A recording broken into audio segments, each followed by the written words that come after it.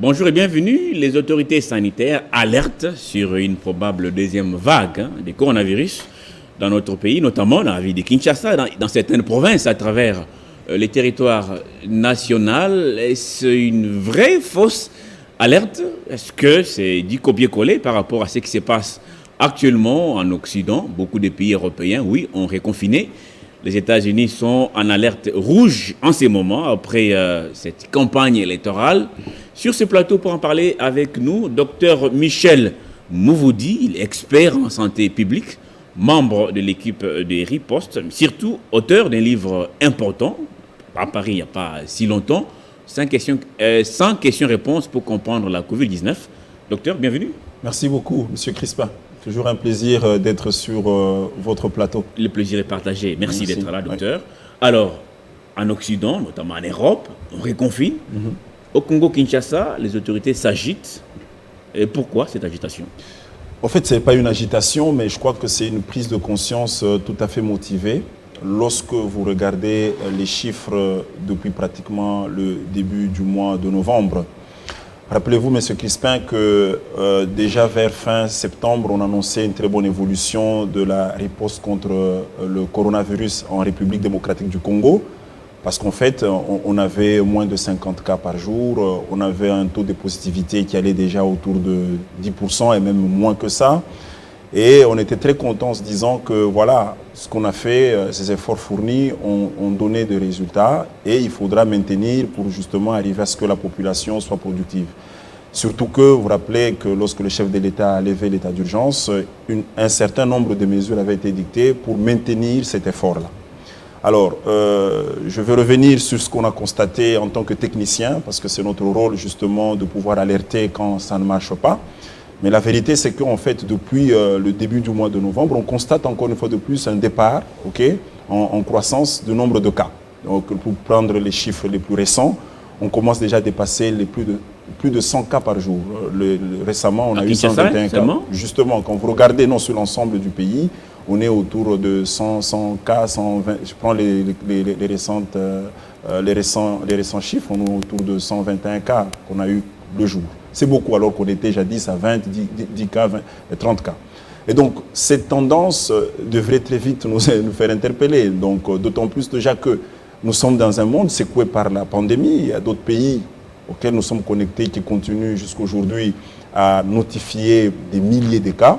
Donc, aujourd'hui, il est important que les gens comprennent que si nous ne faisons pas attention, nous risquons d'annuler tous les efforts fournis et revenir à la case de départ. Donc, c'est ce que vous appelez agitation. Pour moi, ce n'est pas une agitation, c'est juste une prise de conscience, une alerte en disant attention, attention, nous risquons d'annuler les efforts fournis et revenir à la case de départ, ce qui ne sera pas intéressant. Alors, certains pensent que vous êtes des prophètes des malheurs. Des malheurs parce que vous voulez certainement copier ce qui se passe en Europe, donc aux États-Unis aussi.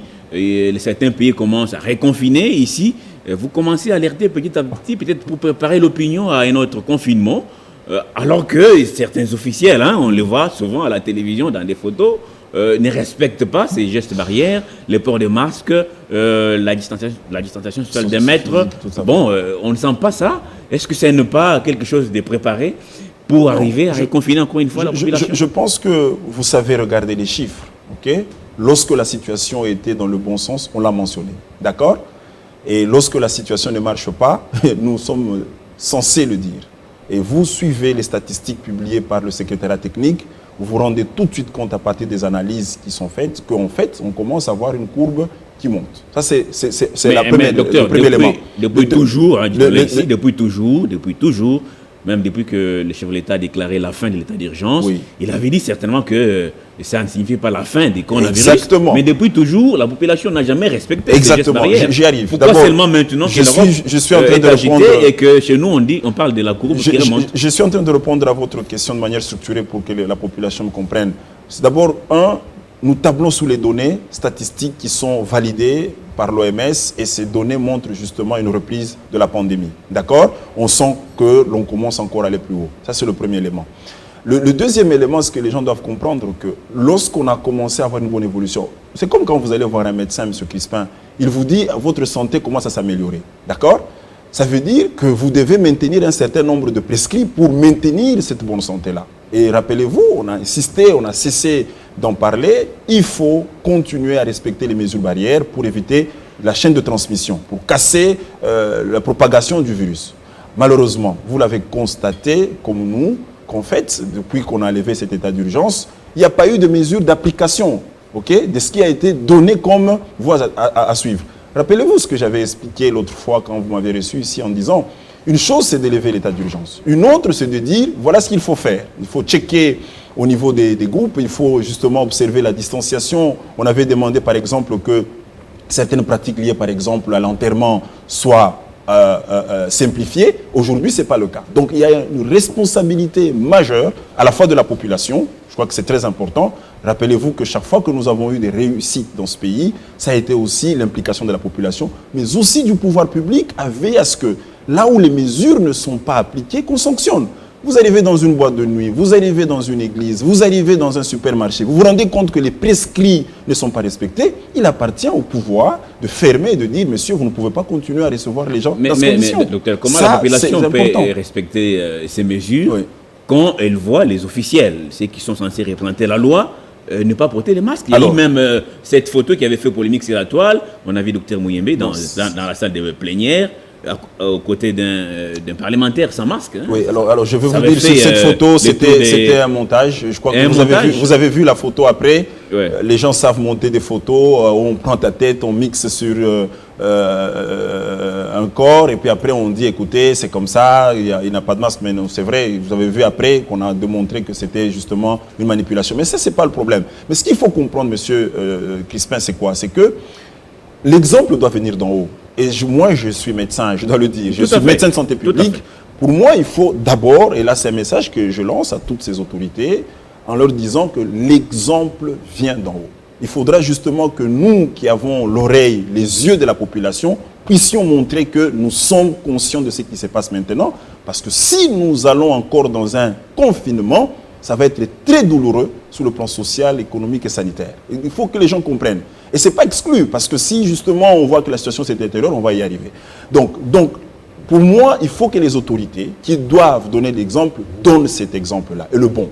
Okay? On se comprend. Et là, il ne faut pas que les gens l'ignorent. Mais deuxièmement, M. Crispin, c'est qu'en fait, les gens oublient que les autorités sont aussi victimes.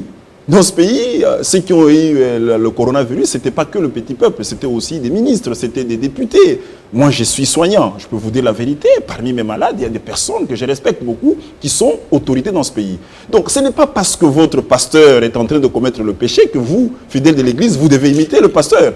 C'est ainsi qu'il est très important que vous puissiez insister sur ça. Lorsque nous parlons de la santé, il s'agit d'abord d'une prise de conscience individuelle. La santé de Crispin n'est pas liée à la santé d'un honorable député ou d'un ministre. Le jour où on t'enterre seul. Le jour où on l'enterre seul. Mais je pense qu'il y a quand même le modèle à donner. Et c'est comme ça qu'aujourd'hui, c'est pour moi l'occasion de sensibiliser les autorités politico-administratives, de sensibiliser les leaders d'opinion à donner l'exemple, parce qu'en fait, le monde est en train d'être secoué par le coronavirus. Et vous le savez bien, nous sommes connectés à tous ces pays que vous avez cités, qui sont frappés par le coronavirus. Donc, si nous ne faisons pas attention, il y a un retour massif de certains Congolais, hein, même les étrangers arrivent par masse ici. Est-ce qu'au niveau de nos frontières, est-ce que le contrôle... Alors, vous avez vu ce qu'on a fait... Quel est le travail de l'équipe de riposte? Alors, l'équipe de riposte a fait un travail excellent sous le leadership du professeur Jean-Jacques Mouyembe. Vous avez vu, par exemple, que nous avons directement mis en place un système de vérification ou de check au niveau de l'aéroport. Les gens ont critiqué, mais pourquoi on va nous dépister au départ, on nous dépiste à l'arrivée? Premièrement, parce que vous avez vu dans les réseaux sociaux qu'il y a des falsifications aussi à l'extérieur. Donc quelqu'un peut échapper de l'extérieur avec un virus et venir le disséminer ici. Donc c'est comme ça qu'on a mis cette unité de dépistage au niveau de l'aéroport. Parce qu'il faut avouer qu'aujourd'hui, c'est la voie aérienne qui est la voie la plus dominante en termes de flux de virus. D'accord ? Le deuxième élément qui est très important, c'est qu'en fait, comme vous l'avez remarqué, on a alerté, on a sensibilisé sur ce virus mutant. Vous savez qu'en Espagne, on a découvert un virus mutant, coronavirus mutant, qui est très virulent que le virus qu'on a connu avant. Parce que les virus de la grippe sont des virus qui subissent beaucoup de mutations. Et donc là-dessus, on est en train de veiller à ce que nous ne soyons pas contaminés. D'accord? C'est comme ça que c'est très important que les gens comprennent pourquoi il y a un test voyageur qui est placé. Mais aussi, lorsque nous sommes au sein du pays, il faut avouer qu'il y a aussi une circulation locale du virus. C'est comme ça que l'attitude de la population qui devrait aller dans le sens de se dire, OK, comment chacun de nous saisit cette responsabilité de pouvoir respecter les mesures barrières et qu'ensemble on puisse aller dans le sens d'une protection collective, commence à aller de l'avant. D'accord? Donc je pense que c'est le travail que vous faites et là je félicite beaucoup Télé 50 pour le boulot excellent que vous faites dans la communication. Mais il faut reprendre. Quand vous avez réussi, quand vous êtes dans le bon sens, tout relâchement, même quand vous voyez le football, lorsqu'on vous dit que vous avez gagné et que vous commencez à relâcher, vous pouvez aller vers l'échec. Docteur, il n'y a pas longtemps, en fait, quelques semaines après la levée de cet état d'urgence, le docteur Eteni, ministre en charge de la santé publique, avait déclaré sur un média de la place, à la radio certainement, qu'on aurait atteint l'immunité collective. C'est-à-dire quoi? Et aujourd'hui, cette immunité est allée où? Est-ce qu'on est retombé? Alors, moi, je ne veux pas tracer sur les propos du ministre. Je crois qu'il est assez mature, il est assez responsable pour pouvoir défendre ses opinions. Mais je crois que cela ne tienne. Vous avez vu ce qui s'est passé, par exemple, en Corée du Sud. En Corée du Sud, on a eu des cas de réinfection. Et je l'ai écrit dans mon livre. Et je vous recommande ce livre. Sans question. J'ai abordé cette question d'immunité. Il y a des cas de réinfection. On a vu des gens être infecté de coronavirus, après guérison, c'est réinfecté. OK? Et je pense que les gens doivent être prudents. Même si on vous dit que une immunité collective serait potentiellement vraie, ce qui est possible, parce que les recherches continuent, mais cela ne doit pas être un visa pour que vous puissiez vous exposer. Okay? D'autant plus que vous ne savez même pas mesurer vous-même cette immunité collective en vous-même. Donc ce qu'il faut, c'est que les gens doivent rester prudents. Et la prudence aujourd'hui, c'est le respect des mesures barrières. Nous savons au moins comment le virus se propage et nous savons comment on peut l'éviter. Est-ce que vous me comprenez? Donc c'est sur ça qu'il faut marteler. Ne martelons pas sur le pic épidémique, ne martelons pas sur oui, mais les Américains n'ont pas les Français pas les Congolais. Martelons sur qu'est-ce que nous faisons en République démocratique du Congo pour préserver ces acquis et faire en sorte que l'espace soit potable, que l'espace soit propice à ce que les gens travaillent. Surtout que nous sommes dans un pays où les gens vivent au jour le jour. Imaginez-vous un reconfinement dans ces conditions, mais vous allez sacrifier des vies. Donc évitons ça, et éviter ça, c'est une question collective. Ce n'est pas une question seulement du chef de l'État, du Premier ministre, ou je ne sais pas moi, d'un tel X ministre, mais c'est une question de tout le monde, y compris la sanction envers les personnes ou les entités qui ne respectent pas les prescrits qui ont été dictés par l'équipe de riposte. Alors, au début de l'apparition de la maladie, ici chez nous au Congo-Kinshasa, il y a eu des tâtonnements qui ont certainement poussé certains compatriotes à ne jamais croire à la maladie jusqu'à aujourd'hui, des contradictions entre les officiels et vous qui gérez la maladie. Non, laissez-moi achever. Il y a eu la logistique qui manquait dans nos hôpitaux. Exact. Il y avait un comité qui devait récolter les fonds, tout ça pour la Covid et autres. À ce stade, docteur, est-ce que les hôpitaux ciblés sont en même capables de prendre en charge les malades correctement? Est-ce qu'il y a encore des soucis? Quel est l'état des lieux actuellement? Alors, rapidement. Des hôpitaux ciblés pour prendre en charge les malades de la COVID-19. Très bien, rapidement. OK? Si je m'adresse à la population, moi je leur donne les résultats. Le succès thérapeutique aujourd'hui est au-delà de 90%. Vous le voyez. D'accord? Ce n'est pas un hasard. C'est le fruit de la prise en charge qui s'est améliorée. D'accord? Grâce à un protocole qu'on a mis en place, mais aussi on a pu faire le diagnostic des déficits de prise en charge dans les hôpitaux principaux qui étaient ciblés pour soigner les malades et on a comblé ces gaps. Ce n'est pas un hasard. Aujourd'hui, regardez, on a 11 000 guéris sur 12 000 cas. D'accord? C'est un résultat lié justement à l'investissement dans l'offre de services. Ça, c'est clair. Deuxièmement, c'est que lorsque vous revenez encore au mois de mars en me disant qu'il y a des gens qui ne croient pas, écoutez, même aujourd'hui, il y a des gens qui ne croient pas en Jésus-Christ. Jusqu'aujourd'hui, il y a des gens qui ne croient pas en Dieu. Il y a toujours des personnes qui vont rester sur la marche. Mais regardez, M. Crispin, vous êtes journaliste, vous êtes un expert. Regardez visiblement, mais vous avez des témoignages, vous avez des faits probants qui montrent que la maladie est bel et bien là. Vous pensez vraiment non, que le monde entier... Alors, juste l'état des lieux des exactement, exactement ce que je dois vous dire. Aujourd'hui, les hôpitaux prennent en charge. Vous avez les 7 hôpitaux que vous connaissez bien. Il y a des respirateurs. Justement, on a dû vraiment combler ce gap. Et la traduction, je ne veux pas aller dans un comptage, dans un chiffrage pour vous dire on en a 12 là-bas, on en a 14 là-bas, on en a 7 ici. Ce n'est pas ce qui intéresse la population. La traduction de l'effort de prise en charge grâce justement à la commission de prise en charge du secrétariat technique, c'est justement le fait qu'aujourd'hui, on a un succès thérapeutique qui dépasse le 90%. Et c'est qui est important. Mais nous devons continuer à ne pas voir des gens en état grave.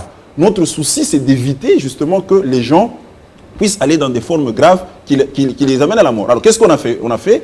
C'est qu'on a constaté, par exemple, que ce qui entraîne le taux de décès très élevé chez certaines personnes, c'est le fait que ces personnes aient l'hypertension ou le diabète et l'obésité. Voilà les 3 facteurs de risque. Et on a lancé des campagnes de dépistage des diabétiques et des hypertendus pour justement mettre ces personnes en alerte et essayer d'avoir un focus sur elles. Vous comprenez ça? C'est justement pour qu'on sache si M. Crispin est hypertendu, attention, lui, s'il attrape le coronavirus, il risque de faire la forme grave. Tandis que ce n'est pas le cas avec Michel. Docteur, et c'est le travail que nous faisons. Si ce n'est pas un secret, il y a combien de cas d'hospitalisation actuellement? Autour de 10. Si vous prenez sur l'ensemble de la ville de Kinshasa... 10 c'est sur combien de cas? Non, si vous regardez sur l'ensemble de cas, on a les actifs, on est autour de... Si vous prenez les 12 000 cas qu'on a, vous enlevez les 11 000 guéris, vous enlevez les décès, vous pouvez faire les calculs, on est autour de 500 cas actifs. Et sous ces 500 actifs, sur l'ensemble du pays, vous pouvez avoir les chiffres. Et donc, alors, je vous paierai. Et l'avantage qu'on a aujourd'hui, c'est qu'on avait diminué sensiblement, on avait même à un moment donné atteint le nombre 0 dans certains hôpitaux. Mais ça commence à reprendre, M. Crispin. Et moi, je suis médecin de santé publique. Je ne dois pas cacher à la population que la situation est en train de se détériorer si on ne fait pas attention. On commence justement à enregistrer des cas sévères dans les hôpitaux, jadis, qui étaient vides. Tout à fait. C'est là l'importance de cette émission, de dire, si nous ne faisons pas attention, nous perdons une victoire. C'est comme un match de football. Donc il faudra que les gens prennent conscience. Il faudra justement aussi qu'on utilise les outils régaliens que nous avons dans le pays pour sanctionner les entités qui ne respectent pas les prescrits qui ont été clairement édictés dans les discours du chef de l'État. Nous avons une inspection générale de la santé avec les inspections provinciales de la santé. Nous avons la police, M. Crispin. Nous avons l'ANER. Voilà le boulot que ces gens doivent faire pour essayer justement de vérifier qu'on applique les mesures édictées. Si nous ne faisons pas ça, vous êtes en train de rendre un très mauvais service aux techniciens que nous sommes. Parce que nous, ce que nous faisons, c'est vous dire ce qu'il ne faut pas faire. C'est comme un médecin qui vous donne une ordonnance. Si vous allez avec l'ordonnance à la maison, vous ne prenez pas les médicaments tels qu'il a demandé, mais ne dites pas que le médecin m'a laissé mourir. Donc nous sommes là pour alerter. Et c'est vrai, il faudra faire attention. N'annulons pas des efforts qui nous ont coûté des nuits entières et qui vous ont sensibilisé, mobilisé pour pouvoir communiquer. Avant de placer un petit mot sur le succès Ebola, alors, vous évoquez tout à l'heure les protocoles, c'est vrai, le protocole qui est connu, qui vous utilisez. Alors, c'est oui, protocole des chercheurs congolais à ce stade, docteur. Est-ce que ça a évolué? C'est à quel niveau? Dites-nous. Vous aimez beaucoup poser cette question, M. Crispin. Je vais vous répondre. Est-ce que ça vous dérange cette question? Non, elle ne me dérange pas la question. Oui. Je vais vous répondre encore une fois de plus que appelez les chercheurs qui ont fait ces protocoles. Vous êtes à Kinshasa, vous avez les noms de ces chercheurs, invitez-les ici sur votre plateau à vous dire qu'est-ce qui s'est passé. Première chose. Deuxième élément. Comme c'est vous qui guérissez ces malades. C'est le ministère. Non, c'est le ministère. Il faut vous approcher aussi du ministère de la recherche scientifique. Ils vont vous donner le bilan de ce que les gens ont fait par rapport à ce protocole. Ce que moi je peux vous dire ici, en toute franchise scientifique, c'est que nous avons utilisé notre protocole depuis mars qui est constitué de la chloroquine, de l'azithromycine, de la vitamine C, du zinc. J'avais déjà parlé de ce protocole, j'en parle suffisamment dans ce livre. Et c'est ce protocole que nous sommes en train d'utiliser et qui nous donne les résultats qu'on vous présente. Nous ne pouvons pas ici nous mettre à discuter sur des protocoles que nous n'avons pas testés, nous. Vous comprenez? Et moi personnellement. Donc, je vous couplierai de comprendre cela en ce sens. Et je vous invite à aller scruter. Nous allons terminer par là. Malheureusement, le temps fait défaut. C'est un débat vraiment intéressant. Oui. Ebola, on dit que c'est terminé. Oui. Mais ma question, ce n'est pas une première fois qu'on déclare cette maladie terminée. Oui. Est-ce que c'est la bonne cette fois-ci? Non, écoutez, les maladies, les virus sont des êtres vivants, M. Crispin. Okay? Donc, autant l'homme se bat pour pouvoir dominer les autres êtres, les autres êtres vivants aussi se battent pour résister. Et comme vous le savez, une maladie comme l'Ebola, le réservoir est animal. Aujourd'hui, je suis en train d'organiser une très grande conférence sur ce qu'on appelle une santé, le One Health. Aujourd'hui, il est important de travailler sur la prévention. La prévention ne va pas passer uniquement par la santé publique en termes de santé humaine. Il faudra aussi regarder la santé animale, il faudra regarder l'environnement. Donc c'est un travail qui doit se faire pour justement se dire comment on fait pour éviter d'autres épisodes de la maladie à virus Ebola. Mais qu'à cela nous tienne, la prévention, la détection rapide restent nos chantiers. Nous sommes en train de travailler d'arrache-pied avec les partenaires au développement, le ministère de la Santé, pour justement mettre en place des mécanismes de détection, des réseaux de laboratoires, pour que lorsqu'on a une telle situation, que la détection soit rapide, la prise en charge soit correcte, surtout que dans le cadre de l'Ebola, on a déjà un médicament, on a un vaccin, donc les choses pourraient encore aller mieux de l'avant. Donc nous continuons les recherches, nous continuons à peaufiner nos stratégies, parce que nous tenons à ce que cette population soit en bonne santé pour qu'elle soit productive.